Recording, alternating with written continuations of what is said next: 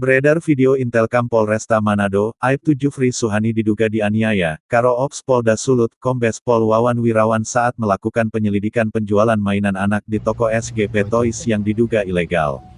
Dari informasi resmi kepolisian ia dipukuli lalu ditendang oleh Karo Ops Polda Sulut.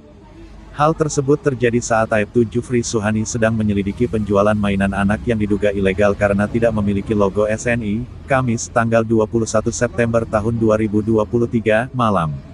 Penyelidikan dilakukan dalam gudang milik toko SGP Toys yang beralamat di Jalan A. Maramis, Kecamatan Mapanget, Kota Manado.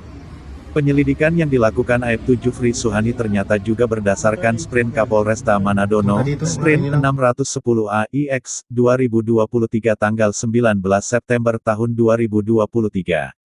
Kapolda Sulawesi Utara Irjen Pol Setio Budianto angkat bicara terkait laporan penganiayaan anggota Polresta Manado yang diduga dilakukan Karo Ops Polda Sulut. Kapolda mengatakan sejak beberapa waktu yang lalu, sudah mendapatkan laporan soal informasi tersebut dari Kapolresta dan Kabid Propam.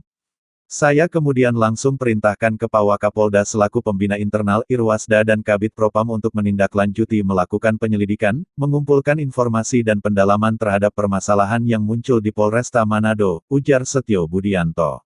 Kapolda memastikan perkara ini akan ditangani secara baik, sesuai ketentuan dan aturan yang berlaku. Ini tanpa memandang siapapun para pihak yang terlibat dalam permasalahan tersebut, ujarnya.